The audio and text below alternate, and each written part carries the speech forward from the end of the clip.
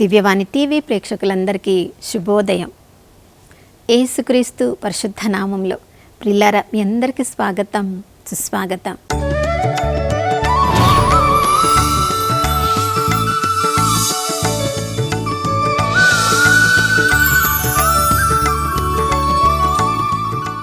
గడిచిన దినమంతా కాచి కాపాడిన దేవునికి మనసారా వందనాలు తెలియచేద్దాం.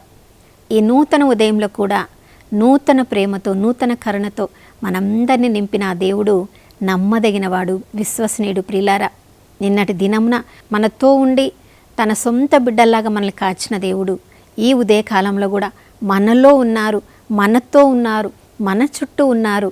అందువలనే ఆ ప్రభువులోనే మనము మన ఉనికిని కలిగి ఉన్నాము. మనల్ని మనమన్నా మరచిపోవచ్చేమో కానీ తల్లి తండ్రి నిన్ను మరచినా నేను నిన్ను మరవనని 27వ కీర్తన 10వ వచనంలో ప్రభు వాగ్దానం ఇచ్చిన దేవుడు ప్రతి క్షణము కూడా ఇమ్మానుయేలుగా మనతో ఉన్నారు. లోక అంత్యము వరకు నేను నీతో ఉంటానని చేసిన వాగ్దానము, ఆ ప్రభు వాగ్దానాన్ని తప్పకుండా నిలబెట్టుకుంటారు. ప్రియులారా, మన దేవుడు వాగ్దానములను నిలబెట్టుకునే దేవుడు. మనము ఆ వాగ్దానముల ప్రకారము ప్రార్థించినప్పుడు తప్పకుండా మన ప్రార్థనకు జవాబు దొరుకుతుంది. చూడండి, చాలాసార్లు మనం ప్రార్థన చేస్తూ ఉంటాం. మనము రకరకాల సమస్యల్లో, శోధనలో, వేదనలో, ప్రమాదాల్లో ఉన్నప్పుడు ఆ పరిస్థితులన్నిటిలో కూడా మనము ఆ దేవునికి ప్రార్థన చేస్తూ ఉంటాం.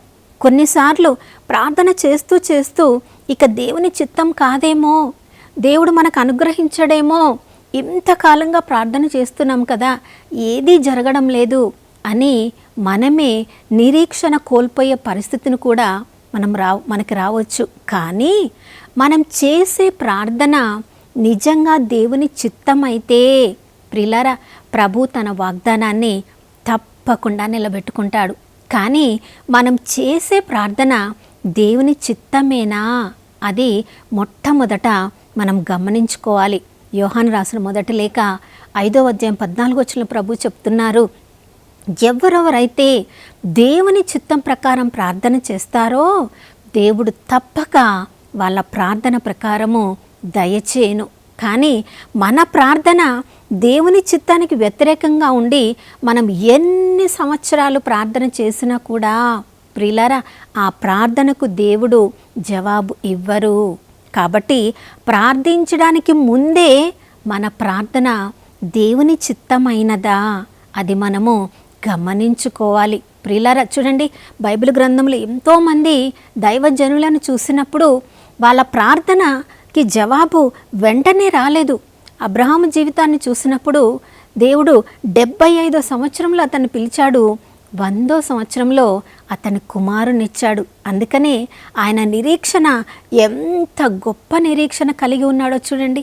హెబ్రీయులకు రాసిన లేఖ 6వ అధ్యాయము 15వ వచనం నుంచి మనం చదివినప్పుడు అబ్రహాము తన నిరీక్షణను కోల్పోకుండా దేవుని వాగ్దానం మీదనే తన నిరీక్షణను పొంది ఉన్నాడు. కాబట్టి నిరీక్షణ మీదనే తన దృష్టిని నిలిపి ఉన్నాడు. కాబట్టి ఆ వాగ్దానాన్ని నిలబెట్టే దేవుడు, అది స్థిరమైనది, అది తప్పకుండా నెరవేరుతుందని అబ్రహాముకు తెలుసు, ఆ వాగ్దానం ఇచ్చిన దేవుడికి తెలుసు. ప్రియులారా, దేవుని వాగ్దానం మీద ఎవరెవరో ఆధారపడి ఉంటారో ఆ స్థిరమైన దేవుడు, నిశ్చలమైన దేవుడు, వాగ్దానాన్ని నిలబెట్టుకునే దేవుడు కూడా వారి విశ్వాసాన్ని దృఢపరుస్తూ ఉంటాడు.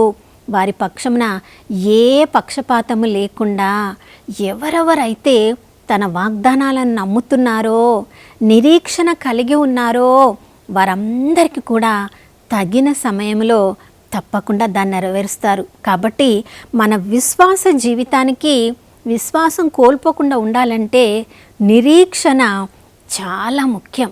ఒక ఓడకి లంగరు ఎంత ముఖ్యమో ఒక విశ్వాస జీవితానికి నిరీక్షణ కూడా అంతే ముఖ్యం. ప్రియులారా, చూడండి, ఆ కుంటివాడిని జీవితాన్ని మనం చూసినప్పుడు అపోస్తుల కార్యం 3వ అధ్యాయంలో మనం చదువుతున్నాము. ప్రతిరోజు ఆ అందమైన ద్వారం దగ్గర కూర్చున్నట్లుగా ఆ రోజు కూడా కూర్చున్నాడు. ఎంతోమంది వస్తున్నారు, ఎంతోమంది వెళ్ళిపోతున్నారు చూడండి. కానీ అతని దృష్టి ఎవరెవరు భిక్షము వేస్తున్నారో వారి మీద లేదు. ఏ భిక్ష వేస్తున్నారు ఆ భిక్ష మీదనే తన దృష్టిని పెట్టాడు, కానీ భిక్ష వేసే వారి మీద దృష్టిని పెట్టలేకపోతున్నాడు. చూడండి, అందుకని పేతురు యోహాన్లు అతని వైపు సూటిగా చూసి వాళ్ళు చెప్తున్న మాట ఏంటి? మేమిచ్చే భిక్ష మీద నువ్వు దృష్టిని పెట్టకు, మా వైపు చూడు. మాలో ఏదో బంగారము వెండి ఉంది, అది నీకు ఇస్తామని మేము చెప్పడం లేదు. మాలో ఉన్న ఆ యేసు ప్రభు యొక్క శక్తి ద్వారా మేము నీకు ఇవ్వబోయేది నీ జీవితాన్నే మార్చేస్తుంది. కాబట్టి మాలో ఆ శక్తిని నింపిన దేవుని వైపు నీవు చూడాలి అని వాళ్ళు నేర్పిస్తున్నారు. ప్రియులారా, నిరీక్షణలో మనము ఉన్నప్పుడు దేని కొరకు మనం అడుగుతున్నామో ఆ బహుమానం మీద మన దృష్టిని పెట్టవద్దు, కానీ బహుమానం ఇచ్చే ఆ ధర్మదాత దేవుని మీద మన దృష్టిని పెట్టగలగాలి. రెండోది, మనం నిరీక్షణలో ఉన్నప్పుడు చూడండి, ఇప్పుడు ఆ కుంటివాడికి స్వస్థత అనే నిరీక్షణ అతడికి ఏమాత్రము లేదు, కానీ పేతురు అతనిలో నిరీక్షణ కలిగిస్తున్నాడు.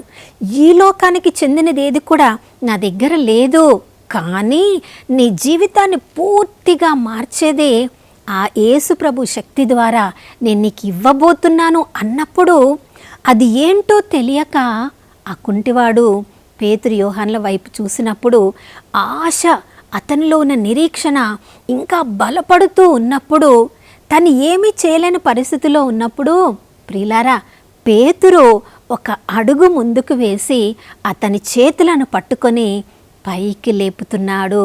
ప్రియులారా, నిరీక్షణలో ఉండడం అంటే, విశ్వాసంతో అడుగులు వేయడం అంటే, ప్రభువా నువ్వు నాకు ఇచ్చిన తర్వాత అప్పుడు నేను విశ్వసిస్తాను అని మనం చెప్తూ ఉంటాం. కానీ ఆ కుంటివాడి ఆలోచన కూడా అదే ఉండవచ్చు.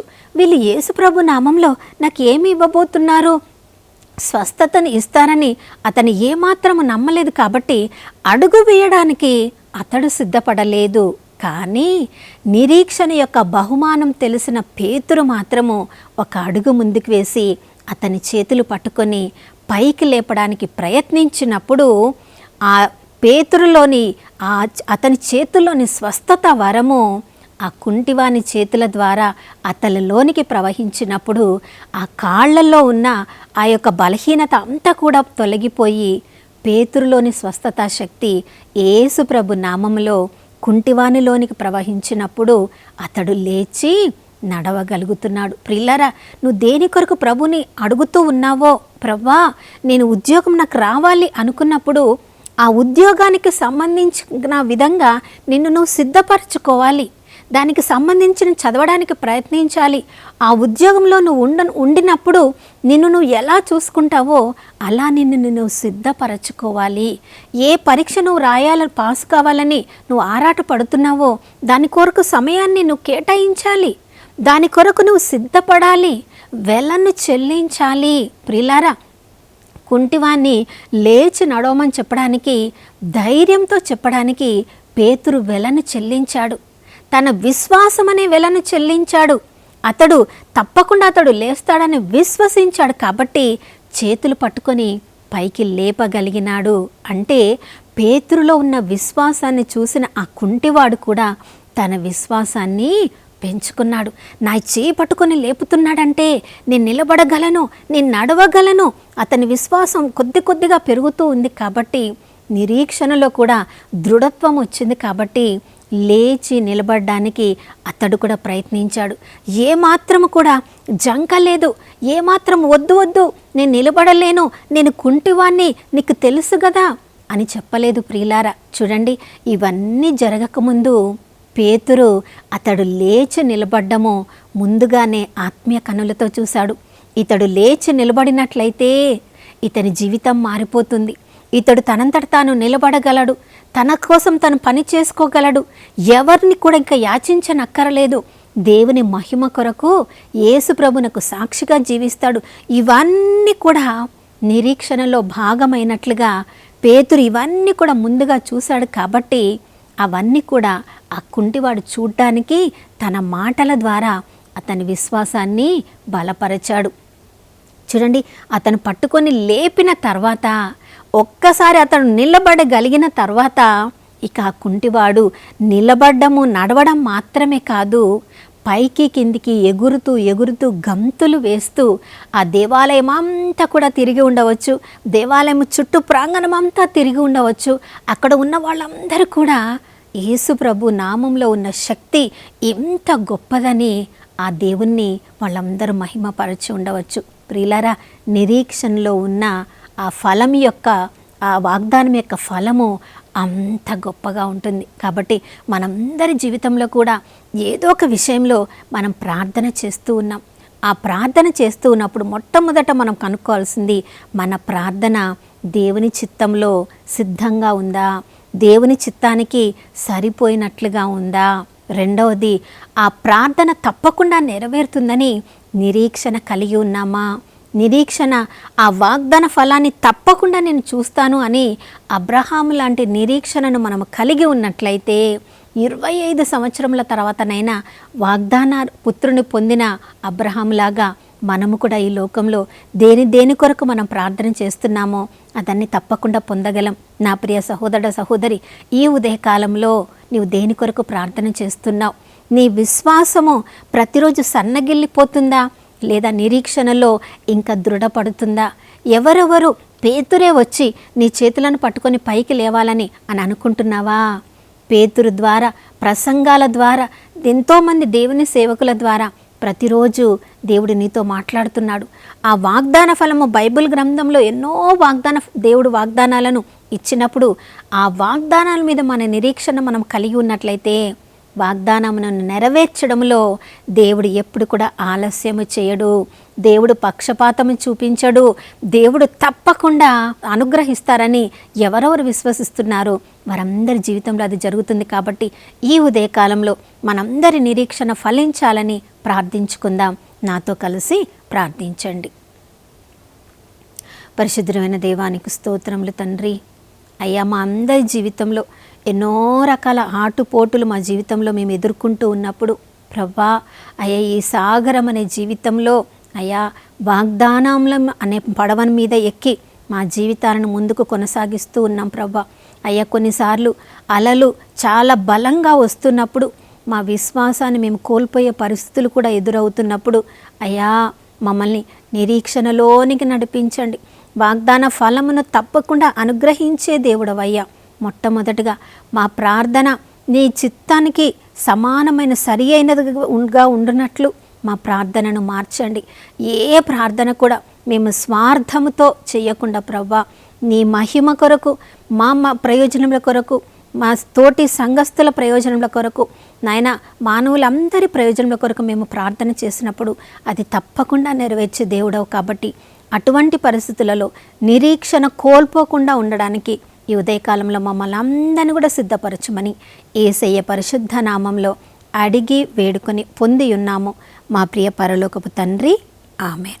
ప్రియులారా, ఏ పరిస్థితినైనా ఎదుర్కొనే ధైర్యం నాకు ఉందని పౌలు భక్తుడు చెప్పినట్లుగా నిరీక్షణ కోల్పోకుండా మన జీవితంలో ముందుకు సాగిపోదాం. వాగ్దాన ఫలాన్ని అనుభవించుదాం. మరొక నూతన శుభోదయంలో మనం అందరం కలుసుకునే వరకు దివ్యవాణి టీవీని వీక్షిస్తూ ఉందాం. ఇమ్మానుయేలు, దేవుడు మనతో ఉన్నారు.